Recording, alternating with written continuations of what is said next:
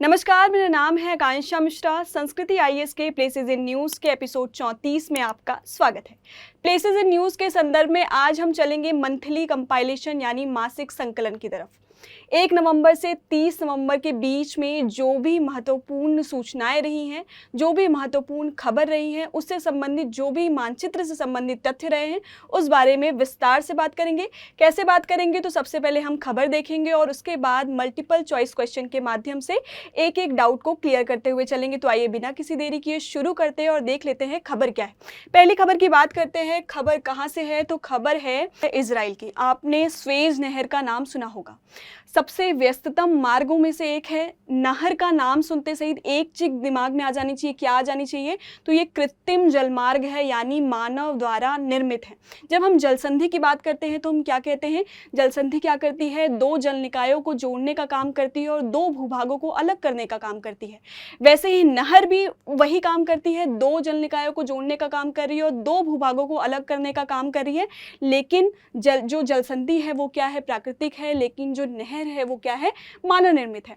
अब ये खबर किसकी है? तो खबर है बेन गुरियन नहर परियोजना की बात की गई है। बेन गुरियन नहर परियोजना किसके अल्टरनेटिव के रूप में देखा जा रहा है? तो स्वेज कैनाल के अल्टरनेटिव के रूप में देखा जा रहा है। एक चीज यहाँ पे आप देखिएगा कि ऐसा नहीं है कि पहली बार ये जो बेन गुरियन नहर परियोजना है वो चर्चा में आया है। यहाँ पर कब इसका पहली बार जिक्र किया गया था? तो आप देख सकते हैं 1996 में पहले भी अमेरिका ने ये बनाने का प्रस्ताव रखा था 1996 में। कैसे बनाने की बात की गई थी? तो नेगेव डेजर्ट है, आप देखेंगे यहाँ पे आपको दिखाई देगा, ये रहा नेगेव डेजर्ट। इसको क्या करेंगे? न्यूक्लियर एक्सप्लोजन के माध्यम से इस एरिया को तोड़ दिया जाएगा। और जैसे यहाँ से स्वेज खाड़ी को जोड़ रहा था किसे? तो स्वेज कैनाल किसे जोड़ रहा था? रेड सी को जोड़ रहा है मेडिटेरेनियन सी से। उसी प्रकार ये प्रस्ताव रखा गया था कि ये वाला पार्ट जो है वो न्यूक्लियर विस्फोट के द्वारा इस जगह को क्या किया जाएगा? हटा दिया जाएगा। और साथ में ये जो एरिया है ये क्या है? अकाबा की खाड़ी है, इसे जोड़ दिया जाएगा किससे? तो भूमध्य सागर से जोड़ दिया जाएगा। ऐसा प्रस्ताव 1996 में रखा गया था, लेकिन उस पर अभी तक कोई भी काम नहीं हो पाया था। इजराइल ने एक बार वापस प्रस्ताव रखा है कि हम किसका अल्टरनेटिव ढूंढेंगे? तो हम स्वेज नहर का अल्टरनेटिव ढूंढेंगे। किसके माध्यम से? तो हम बेन गुरियन जो कैनाल है उसके माध्यम से इसका अल्टरनेटिव ढूंढेंगे। कनेक्टिविटी दोनों की समान होगी। दोनों ही रेड सी को किससे जोड़ेंगे? भूमध्य सागर से ही जोड़ेंगे। दोनों ही अफ्रीका को अलग करेंगे एशिया से। लेकिन आप याद रखिएगा, स्वेज कैनाल पर किसका वर्चस्व है, किसका अधिकार है? तो इजिप्ट का अधिकार है। अगर ये बेन गुरियन कैनाल खुल जाता है तो इस पर किसका अधिकार होगा? तो इजराइल का अधिकार होगा। और जैसे जो स्वेज कैनाल है वो उनके राजस्व के लिए, मिस्र के राजस्व के लिए बहुत ज़्यादा इंपॉर्टेंट हो जाता है, वैसे ही आर्थिक अपॉर्चुनिटीज़ देखी जा रही है। इकोनॉमिक अपॉर्चुनिटी व्यापार के लिहाज से भी देखी जा रही है कि बेन गुरियन जो कैनाल है वो इजराइल के लिए बहुत ज़्यादा महत्वपूर्ण होने वाला है। ठीक है, इतनी बात है तो और थोड़ी सी बात हम किसके बारे में जान लेते हैं? बेन गुरियन परियोजना के बारे में जान लेते हैं। देखिए, इसका नाम किनके नाम पे पड़ा है? तो इजराइल के संस्थापक जो डेविड बेन गुरियन थे उनके नाम पर इसका नाम रखा गया है। दूसरी बात है, हमने बात की है, ये अकाबा की खाड़ी से किसको जोड़ेगा? तो भूमध्य सागर को जोड़ने का काम करता है। तस्वीर देख सकते हैं, ये स्वेज कैनाल का लोकेशन है और ये जो है वो बेन गुरियन का लोकेशन है। यहाँ नेगेव डेजर्ट का हिस्सा है, इसे काट दिया जाएगा और गल्फ ऑफ अकाबा को जोड़ दिया जाएगा किससे? तो मेडिटेरेनियन सी से जोड़ दिया जाएगा। वहीं यहाँ पे क्या है? स्वेज कैनाल क्या करता है? तो स्वेज, गल्फ ऑफ स्वेज जो है उसको कनेक्ट करता है किससे? मेडिटेरेनियन सी से कनेक्ट करता हुआ आपको नजर आएगा। ठीक है, किसका विकल्प है? तो स्वेज नहर का एक विकल्प होगा। अब चलते हैं क्वेश्चन की तरफ। क्वेश्चन आपका क्या कह रहा है, प्रश्न आपका क्या कह रहा है वो देख लेते हैं। बेन गुरियन नहर परियोजना के संदर्भ में निम्नलिखित कथनों पर विचार कीजिए। कथन 1 कह रहा है इसका नाम इजराइल के संस्थापक डेविड बेन गुरियन के नाम पर रखा गया है। यह आपसे पहला कथन कह रहा है। इस परियोजना के तहत अकाबा की खाड़ी से भूमध्य सागर तक एक नहर का निर्माण किया जाएगा। वहीं ऑप्शन 3 क्या कह रहा है? यह नहर स्वेज नहर का क्या होगा? विकल्प होगा। तो हमने बात की है, इसका नाम किसके नाम पर रखा गया है? तो संस्थापक, इजराइल के संस्थापक के नाम पर रखा गया है। दूसरी बात, ये किसे जोड़ने का काम करेगा? तो अकाबा की खाड़ी को जोड़ने का काम करेगा भूमध्य सागर से, ये भी बिल्कुल सही है। वहीं ये विकल्प किसका प्रोवाइड करेगा? तो हमें स्वेज नहर का एक अच्छा विकल्प प्रोवाइड कर सकता है। तो ये तीनों कथन कथन सही है तो ऑप्शन आपका कौन सा सही हो जाता है? ऑप्शन डी सही हो जाता है। ये पीछे के शब्दों पे बहुत ध्यान देना है कि सही है पूछा गया है या सही नहीं है ये पूछा गया है, तो इस पर आपको ध्यान रखना है। चलते हैं अगली खबर की तरफ। देखिए, हम ट्राई करेंगे कि आप अगर इस सीरीज़ को रेगुलरली फॉलो कर रहे हैं तो वो खबर तो आपकी पूरी होगी, साथ में जो बची है इंपॉर्टेंट खबर है उस पर भी हम आराम से बात कर लेंगे, ताकि आपका मानचित्र से संबंधित कोई भी टॉपिक अगर किसी भी महीने में रहता है तो छूटेगा नहीं। और अंत में आप क्या कर सकते हैं, तो जल्दी जल्दी रिवाइज कर सकते हैं कि किस महीने कौन सा न्यूज़ चर्चे में रहा था और उससे रिलेटेड कौन सी बातें हैं। तो देख लेते हैं, दूसरी खबर जो है वो एक न्यू आइलैंड से संबंधित है। देखिए, हम मानते हैं कि ज्वालामुखी विस्फोट से बहुत ज़्यादा नुकसान होता है, लेकिन कभी कभी ज्वालामुखी विस्फोट जो है वो बहुत ही लाभदायक सिद्ध होता है। वैसे ही एक ज्वालामुखी विस्फोट कहाँ देखा गया है, तो प्रशांत महासागर में देखा गया है। और इसी ज्वालामुखी के बाद से ही जापान के ओगासावारा द्वीप श्रृंखला में एक नए द्वीप को देखा गया है और माना जा रहा है ये अभी तक का सबसे नया द्वीप होगा। किसकी बात की जा रही है? ओगासावारा श्रृंखला में किसकी बात की जा रही है? तो एक नए द्वीप की बात की जा रही है। जैसे ही वॉल्केनो होता है या ज्वालामुखी होता है तो वहाँ पे क्या होता है, वो अपने साथ साथ बहुत सारा गाद लेकर बाहर निकलता है, और ये जमा होते होते होते होते जब पानी की सतह के ऊपर आ जाते हैं तो वो किसका निर्माण करते हैं? आइलैंड का निर्माण करते हैं। और उसी का एक एग्जाम्पल है ये ओगासावारा, जो द्वीप श्रृंखला में एक नया आइलैंड निकल कर आया है, वो उसी का एग्जाम्पल है। अधिक बातें जानते हैं ओगासावारा द्वीप श्रृंखला में और क्या की बातें हैं वो देख लेते हैं। इसे बोनिन द्वीप भी कहा जाता है, पहली बात तो ये जान लीजिए। इसमें 30 से अधिक द्वीप शामिल है, ये भी इंपॉर्टेंट है। साथ में इसमें कौन कौन से प्रमुख द्वीप हैं वो देख लीजिए। एक है मुकोजीमा, दूसरा है चिचिजीमा और तीसरा जो है वो हाहाजीमा है। यहाँ पे आप लोकेशन देख सकते हैं इसका। 3 आपको दिखाई देगा मुकोजीमा, यहाँ आपको दिखाई देगा चिचिजीमा और यहाँ पे आपको हाहाजीमा किसके अंतर्गत दिखाई देंगे, तो क्या है? ओगासावारा द्वीप श्रृंखला की ये प्रमुख द्वीप हो जाते हैं। जो आपको यहाँ पर देखा गया है वो जो टोक्यो है, जापान की राजधानी है, उसके साउथ ईस्ट डायरेक्शन में देखा गया है। कितने किलोमीटर पर?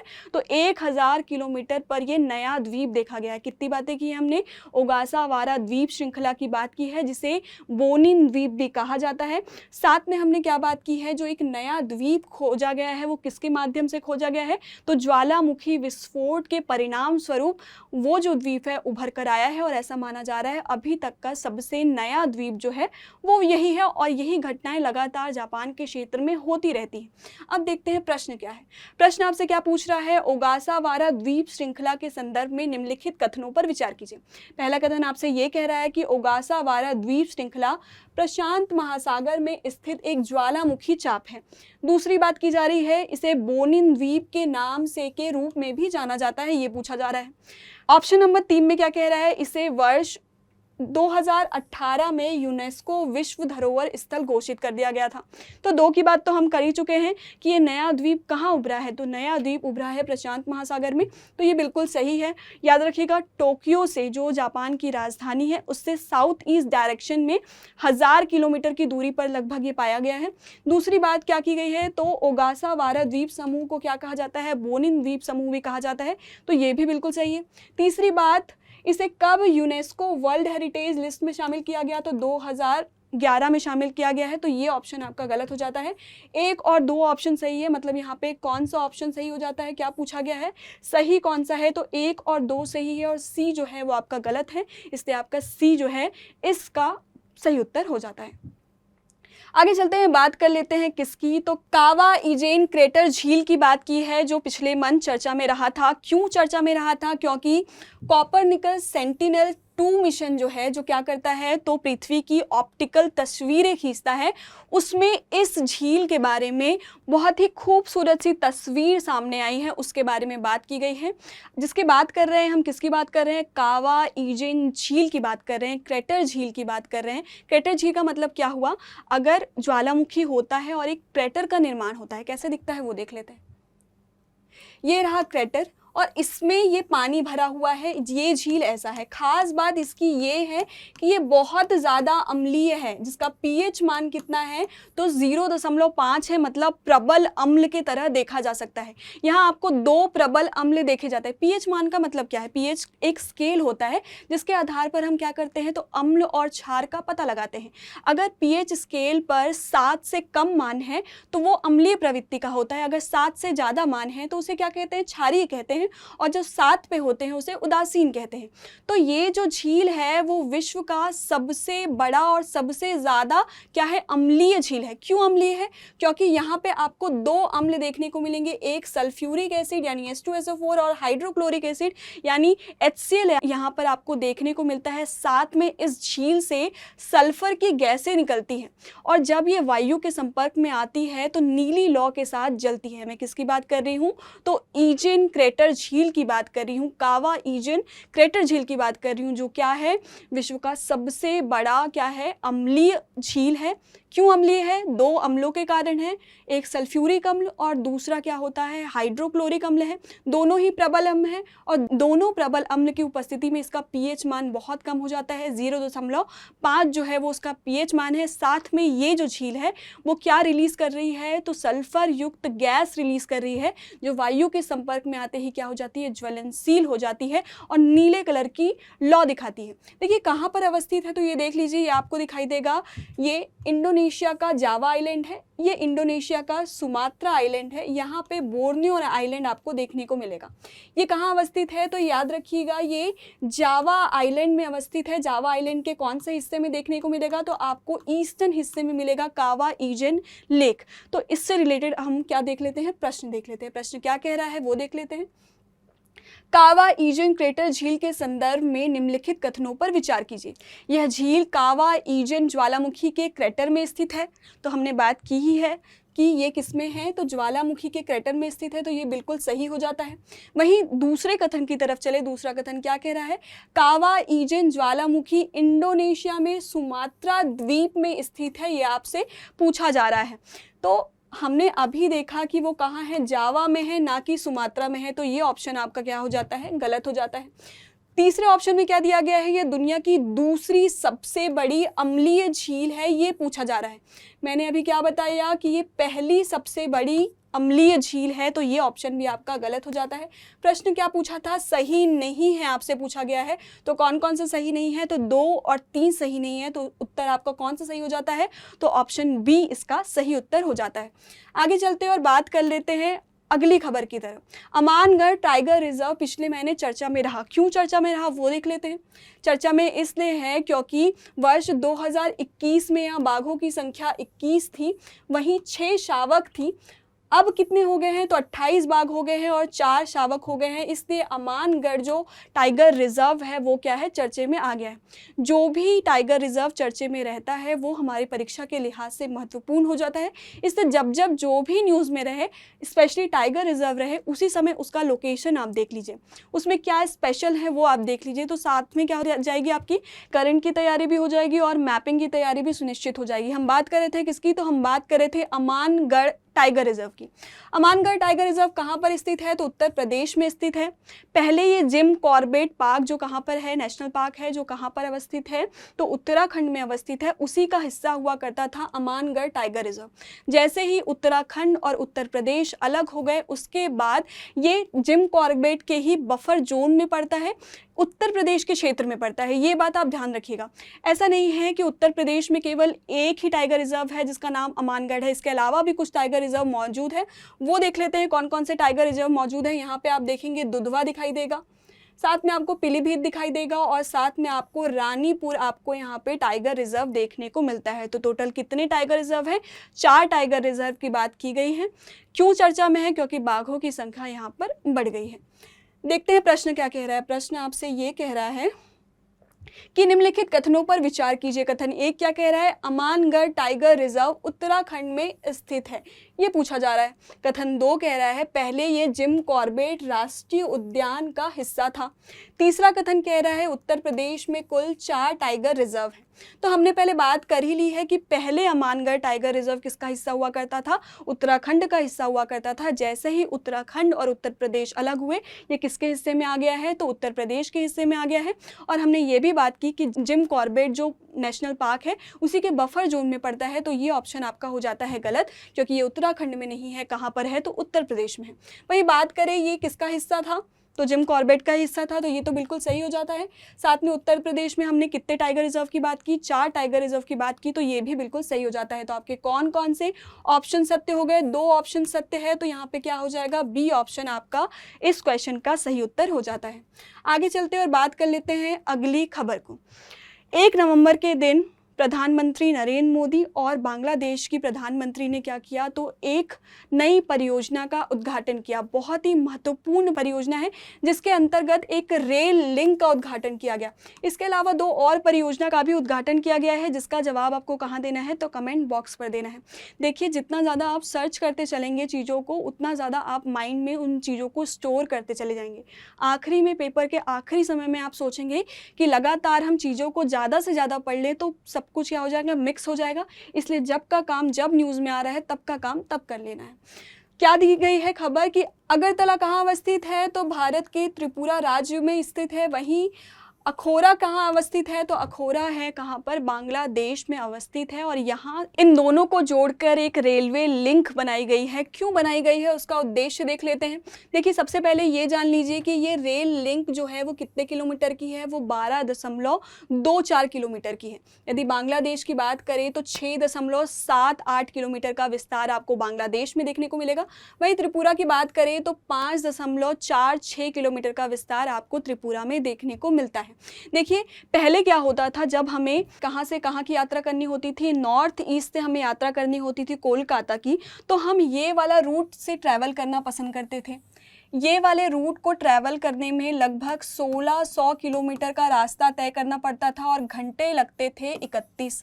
वहीं अगर हम अगरतला जो कहाँ पर है, तो त्रिपुरा है, और वहीं हम बात करें अखोरा की, तो यहाँ पे पड़ता है। अगर इसको जोड़ दे और ये वाली लिंक को जोड़ दे तो ये जो डिस्टेंस है वो लगभग 10 घंटे का हो जाएगा और 500 किलोमीटर का रास्ता तय करना पड़ेगा। मतलब दूरी कम करने के लिए और क्या करने के लिए, घंटे कम करने के लिए हमने इस परियोजना की शुरुआत की है। जब हम ट्रेडिशनल रूट अपनाते थे तो देखिए हमें कहाँ कहाँ से होकर गुजरना पड़ता था। एक तो गुवाहाटी और दूसरा जो है वो है जलपाईगुड़ी स्टेशन से होकर कहाँ पहुँचना पड़ता था, तो कोलकाता तक का रास्ता तय करना पड़ता था। लेकिन अगरतला और अखूरा अगर रेल लाइन लिंक से जुड़ता है तो ये डिस्टेंस कितना कम हो जाता है, तो 500 किलोमीटर तक सिमट जाता है। पहले जो 1600 किलोमीटर का रास्ता तय करना पड़ता था, अब क्या हो जाएगा, तो लगभग 500 किलोमीटर में सिमट जाएगा। साथ में पहले घंटे लगते थे कितने, 31 घंटे लगते थे, तो अब घंटे कितने लगेंगे, 10 घंटे लगेंगे। इससे ना केवल बांग्लादेश और किसके बीच में, भारत के बीच में संबंध मजबूत होंगे, बल्कि नॉर्थ ईस्ट से कनेक्टिविटी बनेगी किसकी तरफ, तो उत्तर भारत की तरफ कनेक्टिविटी बनेगी। दोनों के लिहाज से ये जो रेलवे लिंक है वो बहुत ज़्यादा इंपॉर्टेंट हो जाता है। इतनी बातें हमने की है, आगे चलते हैं, देख लेते हैं प्रश्न क्या कह रहा है।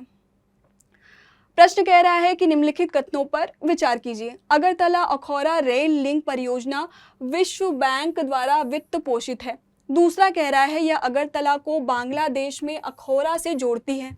तीसरा कथन कह रहा है इस परियोजना के निर्माण के बाद अगरतला और कोलकाता के बीच की दूरी 1600 किलोमीटर से घटकर कितनी हो जाएगी, 500 किलोमीटर हो जाएगी। ये पूछा जा रहा है आपसे। पहले ऑप्शन में देखिए, ये जो लिंक था अगरतला से अखौरा, जो रेलवे लिंक था, इसे फुल्ली फंड किसने किया था, तो भारत सरकार ने किया था। यह विश्व बैंक द्वारा फंड नहीं किया गया है, तो पहला ऑप्शन आपका गलत हो जाता है। ये किसे जोड़ रहा है, तो त्रिपुरा के अगरतला को किससे जोड़ रहा है, बांग्लादेश के अखौरा से जोड़ रहा है, तो ये उत्तर बिल्कुल सही हो जाता है। और ये भी उत्तर बिल्कुल सही हो जाता है कि जो रास्ता हम त्रिपुरा से कोलकाता की तरफ 1600 किलोमीटर से तय कर रहे थे, वही अब कितने में बदल जाएगा, तो 500 किलोमीटर में तब्दील हो जाएगा। और घंटे कितने कम हो जाएंगे, तो लगभग 21 घंटे आपके यहाँ पर कम हो जाते हैं। तो ऑप्शन सी भी आपका सही हो जाता है। कौन सा कथन सत्य है ये पूछा गया है, तो 2 कथन आपके सत्य हैं, तो केवल 2 यानी बी ऑप्शन इस प्रश्न का सही उत्तर हो जाता है। आगे चलते हैं और बात कर लेते हैं अगली खबर की। ब्राज़ील में एक समिट आयोजित की गई। किस लिए आयोजित की गई, तो 3 बेसिन को संरक्षित किए जाने की आवश्यकता है। इसलिए क्या किया गया है, ब्राज़विले में क्या किया गया है, एक समिट का आयोजन किया गया है जिसका नाम क्या दिया गया है, तो 3 बेसिन समिट का नाम दिया गया है। अब ये कौन कौन से बेसिन हैं जहाँ बायोडाइवर्सिटी बहुत ही रिच है और साथ में इन्हें संरक्षित करना हमारे पर्यावरण के लिहाज से बहुत ज़्यादा महत्वपूर्ण हो जाता है। इस लिहाज से ही इस समिट का आयोजन कहाँ किया गया है, ब्राज़विले में किया गया है। देख लेते हैं कौन कौन से बेसिन आपको यहाँ पे दिए गए हैं। तो सबसे पहले अमेज़न फॉरेस्ट का नाम सुना होगा, अमेजन बेसिन की बात की गई है। दूसरी जो है वो कॉन्गो बेसिन की बात की गई है। ये कहाँ पर अवस्थित है, तो साउथ अमेरिका में। वहीं कॉन्गो बेसिन की बात करें तो कहाँ आपको देखने को मिलता है, तो अफ्रीका में महाद्वीप में देखने को मिलता है। वहीं आपको यहाँ पर देखने को मिल जाएगा कौन सी बेसिन है, तो बोर्नियो और मेकोंग रिवर जो बेसिन है यहाँ पर आपको देखने को मिलेगा। ये कौन सा पार्ट है, तो दक्षिण पूर्व एशिया का पार्ट हो जाता है। तो साउथ अमेरिका, अफ्रीका और दक्षिण पूर्व एशिया के 3 ऐसे बेसिन हैं जो लगातार संकटों से जूझ रहे हैं। उन्हें क्या किया जाना चाहिए, संरक्षित किया जाना चाहिए। हमने कॉन्गो बेसिन की जब बात की थी, जब हमने DRC एपिसोड में पढ़ा था, उस समय हमने बात की थी कि यहाँ पर लगातार पेड़ काटे जा रहे हैं। क्यों काटे जा रहे हैं, क्योंकि यहाँ लोग बस रहे हैं, जनसंख्या वहाँ की लगातार बढ़ रही है। उनकी आवश्यकताओं को पूरी करने के लिए, उनकी आवास संबंधित सुविधाओं को पूरी करने के लिए, उनकी भोजन संबंधित रिक्वायरमेंट को पूरा करने के लिए इन पेड़ों को काटा जा रहा है। अमेज़न वर्षा वन जो है वो लगातार न्यूज़ में इसलिए रहता है क्योंकि यहाँ पे ना तो पर्यावरणविद सुरक्षित है और ना ही यहाँ का पर्यावरण सुरक्षित है, इसलिए ये भी लगातार खबर में रहता है। इन 3 बेसिन को बचाने की बात की जा रही है। कैसे संरक्षित किया जा सकता है, इसके लिए क्या बनाया जा रहा है, तो प्लान बनाया जा रहा है और इसी के तहत 3 बेसिन जो सबमिट किया गया है ब्राज़विले में आयोजित किया गया है। और थोड़ी सी बातें इनके बारे में जान लेते हैं। सबसे पहले बात किसकी करेंगे, तो कॉन्गो बेसिन की करेंगे। अगर क्षेत्रफल के लिहाज से देखें तो ये विश्व का दूसरा सबसे बड़ा उष्णकटिबंधीय वर्षा वन है। पहले की बात करें कौन सी है, तो अमेज़न वर्षा वन जो है वो पहले नंबर पे आता है। और क्षेत्रफल की दृष्टि से दूसरे सबसे बड़ा कौन सा है, तो आपको दिख जाएगा कॉन्गो बेसिन यहाँ पर देखने को मिलता है। यहाँ दुनिया के 6% वन क्षेत्र आते हैं। साथ में इसका विस्तार 6 देशों में आपको देखने को मिलता है। और यही प्रश्न प्रीवियस ईयर में पूछा जा चुका है, किन 6 देशों में आपको इसका विस्तार देखने को मिल रहा है। तो देख लीजिए, कैमरून में देखने को मिलेगा, इक्वेटोरियल गिनी में देखने को मिलेगा, गैबन में देखने को मिलेगा, रिपब्लिक ऑफ कॉन्गो में देखने को मिलेगा, DRC में देखने को मिलेगा और सेंट्रल अफ्रीकन रिपब्लिक में आपको किसका विस्तार देखने को मिलेगा, तो आपको कॉन्गो बेसिन का विस्तार देखने को मिलता है। वहीं आगे बात करें किसकी, अमेज़न बेसिन की बात करें तो ये विश्व का सबसे बड़ा उष्णकटिबंधीय वन है। वहीं कितने देशों में ये फैला हुआ है, 9 देशों में इसका विस्तार आपको देखने को मिलेगा। कॉन्गो बेसिन का विस्तार आपको 6 देशों में मिलता है, जबकि अमेज़न बेसिन जो है उसका विस्तार आपको 9 देशों में देखने को मिलेगा। कौन कौन से देश हैं, तो Brazil, Peru, Ecuador, Colombia, Venezuela, Bolivia, French Guiana, Suriname और गुयाना गणराज्य में आपको इसका विस्तार देखने को मिलता है। कॉन्गो बेसिन का विस्तार आपको 6 देशों में देखने को मिल रहा है, जबकि अमेज़न जो बेसिन है उसका विस्तार आपको 9 देशों में देखने को मिलता है। वहीं बात करें बोर्नियो मेकोंग दक्षिण पूर्व एशिया बेसिन की बात करें तो इसमें आपको 2 टर्म देखने को मिलेंगे। एक बोर्नियो, जिसकी बात हमने आगे वाले क्वेश्चन में भी की, बोर्नियो क्या है, तो इंडोनेशिया का एक आइलैंड है। और बोर्नियो आइलैंड में ही आपको 3 देश देखने को मिलेंगे। कौन कौन से देश आपको देखने को मिलेंगे वो देख लेते हैं। ये रहा बोर्नियो का हिस्सा। बोर्नियो में आपको देखने को मिलेगा, एक तो देखने को मिलेगा इंडोनेशिया, दूसरा देखने को मिलेगा आपको ईस्ट जो मलेशिया का हिस्सा है वो भी आपको बोर्नियो आइलैंड में देखने को मिलता है, और तीसरा जो है ब्रुनई देश आपको इस बोर्नियो आइलैंड में देखने को मिलता है। ये विश्व का चौथा सबसे बड़ा द्वीप है, ये आपको ध्यान रखना है। वही मेकोंग नदी जो है वो दुनिया की सबसे बड़ी नदियों में से एक है। इसका विस्तार आपको 6 देशों में देखने को मिलता है। कॉन्गो बेसिन का विस्तार भी 6 देशों में देखने को मिल रहा था, और आपको अमेज़न बेसिन का विस्तार कितने देशों में मिल रहा था, तो 9 देशों में मिल रहा था। वहीं हम अभी बात कर रहे हैं किसकी, मेकोंग रिवर की बात कर रहे हैं। इसका विस्तार भी आपको 6 देशों में देखने को मिलता है। कौन कौन से देशों में देखने को मिलता है वो देख लीजिए। आपको यहाँ पे देखने को मिलता है चाइना में, दूसरी बात करें तो आपको म्यांमार में देखने को मिलता है, लाओस में देखने को मिलता है, वियतनाम में देखने को मिलता है, कंबोडिया में और थाईलैंड में देखने को मिलता है। 1 2 3 4 5 और 6 देशों में आपको इसका विस्तार देखने को मिलता है। किसकी बात की जा रही है? तो बोर्नियो, मेकोंग, दक्षिण पूर्व एशिया बेसिन की बात की जा रही है। इसे संरक्षित किए जाने की आवश्यकता है। इन 3 बेसिन को लेकर क्या आयोजित किया गया है? समिट आयोजित किया गया है। आगे चलते हैं और देख लेते हैं प्रश्न क्या कह रहा है। प्रश्न आपसे ये कह रहा है, निम्नलिखित कथनों पर विचार कीजिए। कथन आपको क्या दिए गए हैं? कांगो बेसिन का विस्तार 9 देशों में है, ये आपका पहला कथन दिया हुआ है। दूसरे कथन की बात करें तो अमेजॉन बेसिन का विस्तार आपको 5 देशों में देखने को मिलता है, ये कह रहा है। तीसरे कथन की बात करें तो मेकोंग नदी जो है वो 6 देशों से होकर गुजरती है, ये आपसे पूछा जा रहा है। हमने पहले ही बात की है, कांगो बेसिन का विस्तार आपको 6 देशों में दिखता है, 9 देशों में नहीं दिखता है। अमेजॉन बेसिन का विस्तार आपको कितने देशों में देखने को मिलता है? 9 देशों में मिलता है, ना कि 5 देशों में। वहीं बात करें मेकोंग रिवर की तो आपको 6 देशों में इसका विस्तार देखने को मिलता है। तो ये उत्तर बिल्कुल सही हो जाता है। पूछ रहा है आपसे कितने कथन सत्य है, तो केवल एक कथन सत्य है, तो ये ऑप्शन आपका ऑप्शन ए जो है वो सही हो जाता है। देखिए, पहले जो पेपर का ट्रेंड आता था वो एलिमिनेशन मेथड से सॉल्व हो जाता था, लेकिन जो 2023 में प्रीलिम्स का पेपर देके हमको एहसास हुआ है कि इस तरीके के क्वेश्चन भी हमें प्रैक्टिस कर लेनी चाहिए, ताकि उस समय हमें क्या हो, आसानी हो, सरलता हो पेपर सॉल्व करने के लिए। तो इस प्रश्न का कौन सा उत्तर सही हो जाता है? केवल एक यानी ए उत्तर सही हो जाता है। आगे चलते हैं और बात कर लेते हैं एक और खबर की। कहाँ चलेंगे? तो केरल के एड्डकल गुफाएं की तरफ चलेंगे। इसमें लागत लगाई गई है 2.9 करोड़ की। क्यों लागत लगाई गई है? ताकि इसे क्या किया जा सके, नागरिक सुविधाओं के लिए उन्नत बनाया जा सके, इसीलिए क्या किया गया है, तो इसमें 2.9 करोड़ का इन्वेस्टमेंट किया गया है। देख लेते हैं थोड़ी बातें एड्डकल गुफाओं के बारे में। एड्डकल गुफाएं क्या है, कहाँ अवस्थित है? तो यहाँ आपको दिखाई देगा, वायनाड क्षेत्र में आपको देखने को मिलेगा। प्रमुख बिंदुओं की बात करें तो ये आपको कहाँ स्थित दिखाई देंगे? तो अम्बुकुथी पहाड़ियों में आपको इसका लोकेशन देखने को मिलेगा। एड्डकल नाम का अर्थ क्या है? तो बीच में एक पत्थर। माना जाता है कि ये गुफा नहीं है, ये क्या है, 2 पत्थरों के बीच में एक पत्थर सेट हो गया, उसके कारण क्या बन गया है, तो एड्डकल गुफाएं बन गई है। किन पहाड़ियों के बीच अवस्थित है? तो अम्बुकुथी पहाड़ियों के बीच अवस्थित है। और ये पहाड़ियाँ लगभग किस टाइम की हैं? तो 6000 ईसा पूर्व नवपाषाण युग के सचित्र लेख आपको यहाँ पर देखने को मिलेंगे। साथ में और क्या क्या देखने को मिलेगा? तो आपको गुफाओं में प्रतीक दिखाई देंगे, अक्षर दिखाई देंगे, और साथ ही साथ मानव और पशु आकृतियों के नक्काशे भी आपको एड्डकल गुफाओं में देखने को मिलते हैं। अब देख लेते हैं प्रश्न क्या कह रहा है। ये जो गुफाएं हैं वो किसकी है? ये तस्वीर किसकी है? तो एड्डकल गुफाओं की है। अब देख लेते हैं प्रश्न क्या कह रहा है। प्रश्न आपसे ये पूछ रहा है, एड्डकल गुफाओं के संदर्भ में निम्नलिखित कथनों पर विचार कीजिए।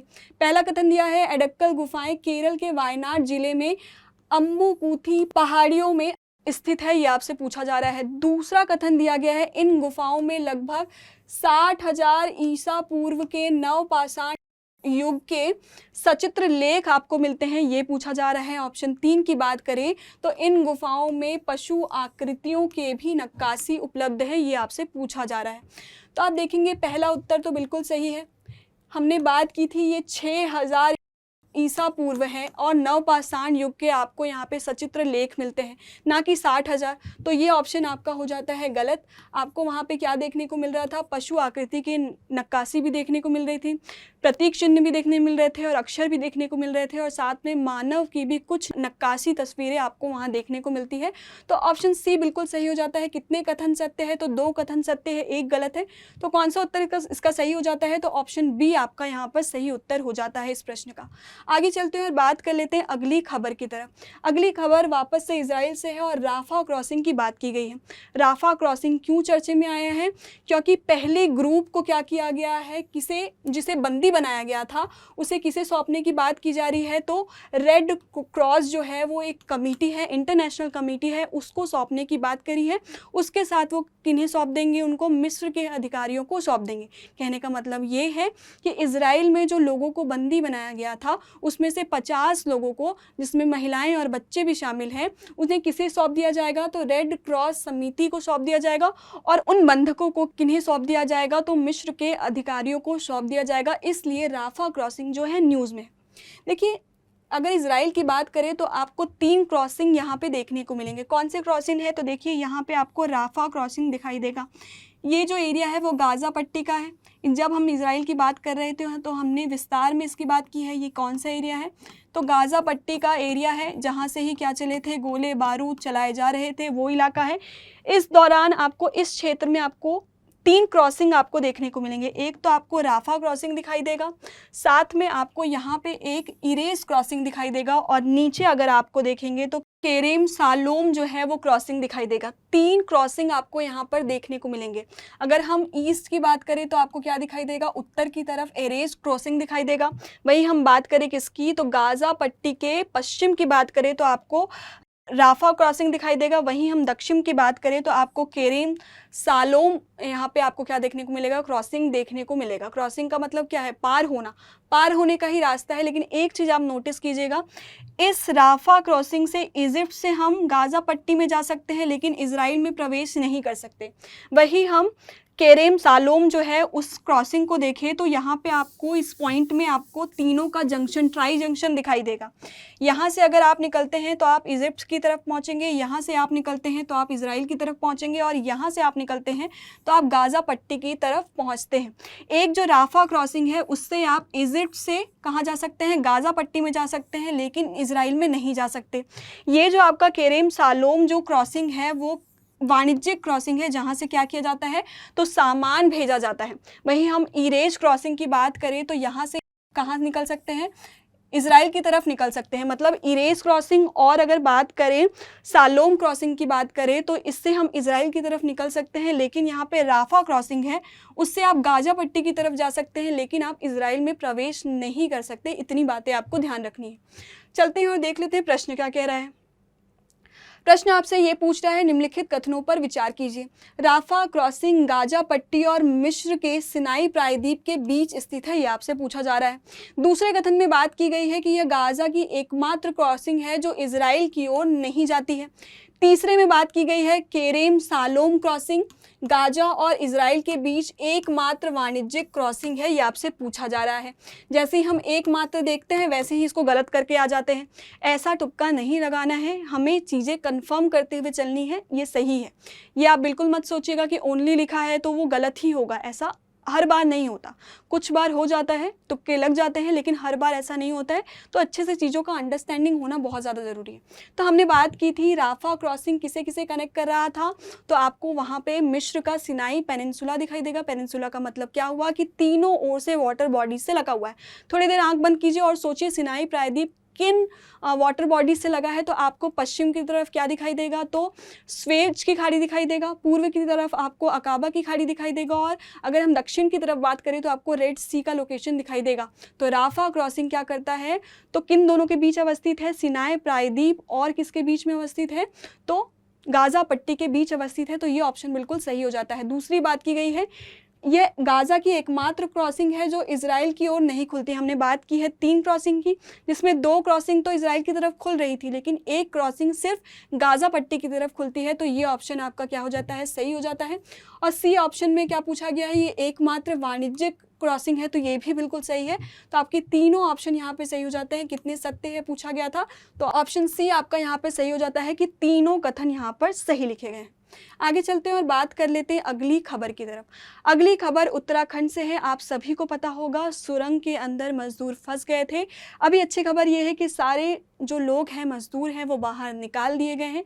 ये किस क्षेत्र में हुआ था? तो उत्तरकाशी क्षेत्र में हुआ था। क्या प्रश्न बन सकता है मैपिंग से रिलेटेड, वो देख लेते हैं।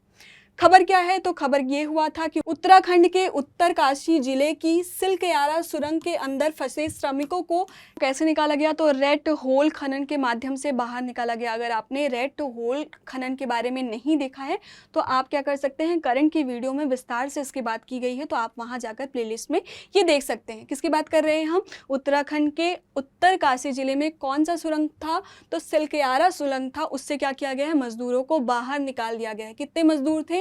41 मजदूर फंस गए थे, जिन्हें सुरक्षित बाहर निकाल दिया गया है। ये किसके अंतर्गत ये सिलकयारा सुरंग बन रहा था? तो ये जो बन रहा था वो 4 धाम महामार्ग परियोजना के अंतर्गत बनाया जा रहा था। अब इसमें क्या किए जाने की बात की जा रही थी, तो बद्रीनाथ, केदारनाथ, गंगोत्री और यमुनोत्री कोई जो 4 तीर्थ स्थल हैं, इन्हें क्या किया गया था, हाईवे के माध्यम से कनेक्टिविटी का एक प्रोजेक्ट बनाया जा रहा था। उसी के संदर्भ में ये जो सिलकेयारा सुरंग है उस पर काम किया जा रहा था और अचानक से वहाँ क्या हुआ, मलबा जो है वो ढह गया था और मजदूर क्या हो गए थे, फंस गए थे। उसी समय किसका इस्तेमाल किया गया था, तो रेड होल माइनिंग का इस्तेमाल किया गया था। ये किस परियोजना के अंतर्गत आता है, तो 4 धाम महामार्ग परियोजना के अंतर्गत आता है। देख लेते हैं ये परियोजना क्या है। तो जोड़ने की बात किसे की गई थी, तो यमुनोत्री, गंगोत्री, साथ में आपको किसको, केदारनाथ और बद्रीनाथ को जोड़ने के लिए क्या किया जाना है, तो हाईवे का निर्माण किया जाना है। ये प्रोजेक्ट कितने किलोमीटर के लिए है, तो 889 किलोमीटर का हाईवे कनेक्शन करना है। अगर हम बात करें तो ऋषिकेश से रुद्रप्रयाग की ओर कितने किलोमीटर की हाईवे बनाई जानी थी, तो 141 किलोमीटर की। वहीं रुद्रप्रयाग से अगर माना को जोड़ना है तो यहाँ पे हाईवे बनाई जानी है 140 किलोमीटर की। वहीं ऋषिकेश से धारासू जो है वहाँ के लिए कितने किलोमीटर की बनानी है, तो 120 किलोमीटर की। धारासू को जोड़ेंगे यमुनोत्री से और गंगोत्री से, कितने कितने किलोमीटर से जोड़ना था, तो 110 किलोमीटर और 75 किलोमीटर को जोड़ने के लिए प्रस्ताव रखा गया था। साथ में रुद्रप्रयाग को किससे जोड़ना था, तो गौरी कुंड से जोड़ना था। एक बार आराम से देख लें तो किसे किसे कनेक्ट करना था, महामार्ग से किसे किसे कनेक्ट किया जाना था, तो ऋषिकेश सबसे पहले कनेक्ट होता किससे, तो यहाँ पे रुद्रप्रयाग से, रुद्रप्रयाग गौरीकुंड और साथ में माना से। वहीं ऋषिकेश धारासू से, धारासू यमुनोत्री और गंगोत्री से। और एक चीज़ और है, यहाँ पिथौरागढ़ को जोड़ा जाना है किससे, तो टनकपुर से जोड़ा जाना है। टोटल कितने किलोमीटर की हाईवे कनेक्टिंग है, तो 889 किलोमीटर की हाईवे कनेक्टिविटी की जानी थी। इसी संदर्भ में सुरंग बनाया जा रहा था और सुरंग में मजदूर फंस गए थे। अब देखते हैं प्रश्न क्या कह रहा है, निम्नलिखित कथनों पर विचार कीजिए। सिलकेयारा सुरंग उत्तराखंड के उत्तरकाशी जिले में है, ये आपसे पूछा जा रहा है। दूसरे कथन की बात करें तो इस सुरंग का निर्माण उत्तराखंड में 4 धाम महामार्ग परियोजना के लिए किया जा रहा है। वहीं तीसरे कथन की बात करें तो 4 धाम महामार्ग परियोजना जो है वो उत्तराखंड में स्थित 4 धाम तीर्थ स्थल को राष्ट्रीय राजमार्गों के माध्यम से जोड़ा जाएगा। ये आपसे तीनों कथन पूछे जा रहे हैं। ये तीनों कथन सत्य है। जो सिलकेयारा सुरंग है वो कहाँ अवस्थित है, उत्तरकाशी जिले में अवस्थित है। 4 धाम महामार्ग परियोजना के अंतर्गत इसका क्या किया गया था, तो इसे बनाया जा रहा था। 4 धाम जो महामार्ग परियोजना है वो क्या करेगा, 4 धामों को हाईवे कनेक्टिविटी के थ्रू जोड़ने का काम करेगा। कौन कौन से 4 धाम है इसकी बात हमने कर ली है, तो इसमें कौन सा उत्तर सही हो जाता है, तीनों ऑप्शन आपके सही है। मतलब यहाँ पे ऑप्शन सी आपका इस प्रश्न का सही उत्तर हो जाता है। आगे चलते हैं और बात कर लेते हैं आज के अभ्यास प्रश्न की। परंपरा के अनुसार इसका उत्तर आपको कहाँ देना है, कमेंट बॉक्स पर देना है। जो कथन सत्य है बिल्कुल बढ़िया बात है, जो कथन गलत है तो क्यों गलत है ये आपको क्या बताना है, कमेंट बॉक्स में बताना है। म्यांमार के संबंध में इसलिए भी प्रश्न लिया गया है कि म्यांमार जो है वो लगातार चर्चा में बना हुआ था। क्यों चर्चा में बना हुआ था, इसके लिए आपको क्या करना पड़ेगा, प्लेलिस्ट में जाना पड़ेगा और म्यांमार का एपिसोड देखना पड़ेगा। प्रश्न आपसे क्या पूछा गया है देख लेते हैं। म्यांमार के संदर्भ में निम्नलिखित कथनों पर विचार कीजिए। कथन 1 आपसे क्या कह रहा है, म्यांमार की सीमा बांग्लादेश, भारत, चीन, लाओस और थाईलैंड से लगती है। दूसरा कथन आपसे ये कह रहा है कि इरावदी नदी म्यांमार और थाईलैंड के बीच में प्राकृतिक सीमा का निर्माण करती है। वहीं तीसरा कथन कह रहा है भारत के 4 राज्यों की सीमा म्यांमार से लगती है। प्रश्न आपसे ये पूछा गया है कि उपरोक्त कथनों में से कितने कथन सत्य है, ये पूछा जा रहा है। केवल 1, केवल 2, सभी कथन सत्य है या कोई कथन सत्य नहीं है, ये आपके ऑप्शन दिए गए हैं। इसका उत्तर आपको कहाँ देना है, तो कमेंट बॉक्स पर देना है। हम कोशिश करेंगे कि आपसे कोई भी खबर जो महत्वपूर्ण है महीने भर में बिल्कुल ना छूटे। जैसे ही हम बात करते हैं प्लेसेस इन न्यूज़ में एक एक क्षेत्र की बात करते हैं, वैसे ही मासिक संकलन में हम क्या करते हैं, तो मंथ भर जितनी खबरें चर्चा में रहती है उसकी सारी की बात हम क्या कर लेते हैं, विस्तार से कर लेते हैं। तो आज के लिए बस इतना ही, फिर मिलेंगे किसी नए टॉपिक के साथ, किसी नए जगह के साथ। तब तक के लिए मुझे दीजिए इजाज़त। धन्यवाद।